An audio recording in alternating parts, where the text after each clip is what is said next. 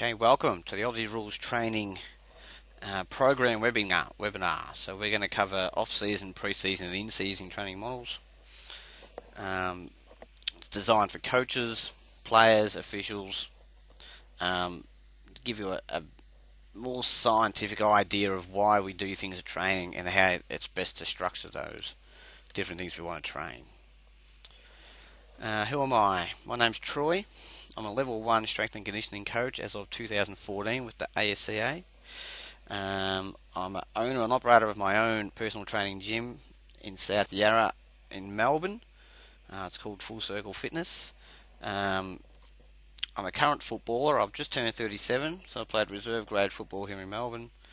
And I've run the AussieRulesTraining.blogspot.com blog site since 2009. Some of you may have come across. A lot of this stuff that I use in my own training, I have used and continue to use. Okay, so we're going to start with the energy system. So we've got the three main ones: lactic, and aerobic. Okay, so the lactic system is high intensity bouts of short activity. So we're talking a 20, 30, 40 meter sprint as hard as we can. We're talking tackling someone, bring them to the ground, 1-2 seconds, that type of thing. The biggest thing here is it's high power output but fast fatiguing. Okay, so we can't hold the high power output for very long. The lactic energy systems mainly fuels activity bouts of 90 to 120 seconds. The intensity relative to the lactic system will be moderate to high, and there will also be moderate to fast fatiguing. So this is the pain threshold system that we all think about when we think of footy training and footy. It's not always the best idea though, so we'll get to that very soon. The aerobic energy system, so this predominantly fuels bouts of activity for 2 minutes or more. The intensity is low to moderate, more low than moderate, and the fatiguing is more slow than moderate as well. So this is what we're talking when we go out and we do a 5k run or a bike ride for 45 minutes or something like that. So we're quite familiar with these. We might just know them under different terms. Within each of those energy systems, the three main ones are lactic, and aerobic. You have a power and a capacity category for both of those. Power being a one all-out effort in a non-fatigued state after complete rest. So this is what you test. So if you test a sprint, you're testing a lactic power. Capacity is the ability to repeat that power or close to with incomplete rest. So we're talking the 20 meter sprint. We might do 6 20 meter sprints every 20 seconds or 10 20 meter sprints every 20 seconds as I've got written there, and we're trying to see how close we can repeat that lactic power with a lactic capacity, how close we can repeat that power in those 10 sets. We want to see a drop off. Can we hold it? Can we only do 6? Can we do 8? Can we do 10? That's within 5 to 10% of our power, a lactic power number all time.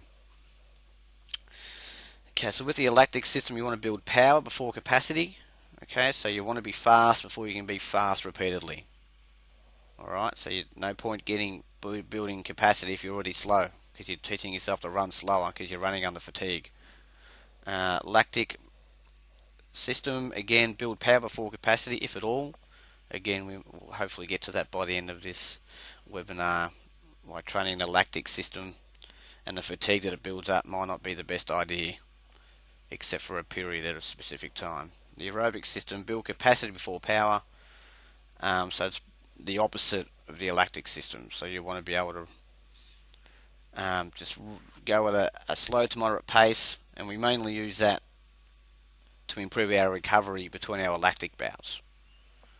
So pretty much you want to go as hard as you can or as easy as you can, but getting stuck in the middle, which is the lactic part, doesn't really reap any benefits at all. So you don't get faster because you're not going fast enough, but you're also building up too much fatigue that you don't get the recovery benefits of the aerobic system.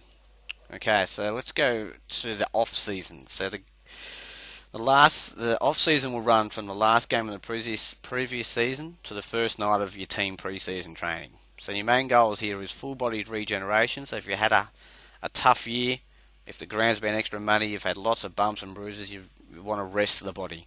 The body wants to rest. Okay. Uh, Regain lost flexibility, mobility. Um, the footy requires sort of specific patterns that you'll use over and over again, which tends to tighten up certain areas. So this is a good time to release them while you A, not doing the activity, and B, you've got downtime where your body can de-stress and allow flexibility to come back. You want to rehab any injuries that you have above all, and it's a good time to get your body composition back. If you need to lose some weight, this is a good time because you're not eating for any specific reasons. If you need to put on some weight, it's also a good time because you're not using calories with training. You can put all your eggs in the hypertrophy basket and the fat loss basket here. Continuing on with the goals, max strength, so gym work is a priority here, mainly because you just want low impact activities, but you still want some high intensity stimulus. You can start some lactic power a bit later in the off season, which is just straight line acceleration, so 10, maybe 20 meter sprints from various starting positions. Aerobic capacity, okay, so this is your long distance or your long duration, low intensity stuff. So make this low to zero impact at this point of the year. So we just want to get the heart and lungs working. We don't need to run the legs over though. We don't need to build up, ankle, knee, hip, back stress. So boxing, bike riding. So if you want to go for a hike or something, do some fun activities. I play basketball for what I'm doing currently right now. I just go and have a shot down at the Paran ring, basketball rings. Very low impact, plus I've got a dodgy knee. So, and if you've got some mates or some other teammates, work on your skills in a non-fatigued state. You cannot improve anything in a fatigued state. Remember that. Okay, so off-season testing. If you want to do some testing, feel free. So lactic power at 10, 20 end-all 30 meter sprint. You can time that, just a hand-hold stopwatch. So as you go, press the start button, press stop as you cross the finishing line. You'll be timing it yourself the same way, so it's still going to be relative in times. Aerobic capacity, resting heart rate is the easiest way to go here. We don't want to go for a 5 kilometer run. We just want to find out. Where our resting heart rate is. We want to get that below 60 at a minimum. So if it's not, then we've got some work to do. Okay, so one thing to take into account with all your training is competing demands, which basically means we've got lots of things to train for football, but certain things trained together will mean that we limit the development of both. So if we go over there, I thought I had a slide coming up there. It's later on. So we'll get into more detail on that one soon. So that pretty much means, here it is. So with a lactic power, which is our short sprint, it's best trained with aerobic capacity and max strength work. Okay, so we don't want any fatiguing work, lactic system type work here, because we want to be as fresh as we can, nervous system style and metabolically. So we want to be as fresh as we can be to work our strength and our lactic power. Lactic capacity, which will come later. You can work that with the explosiveness training, so power training, as well as hypertrophy training, a low to moderate volume of hypertrophy training now. Okay, so you don't want recovery being taken from lesser important training qualities, then taking away from the important ones such as strength and speed. Lactic power, best trained with aerobic capacity and lactic capacity. Okay, so again, if at all, you might not train this whatsoever, but there is a certain point in the year that it's best to train it. Aerobic capacity, so it's pretty much the lactic power written backwards. So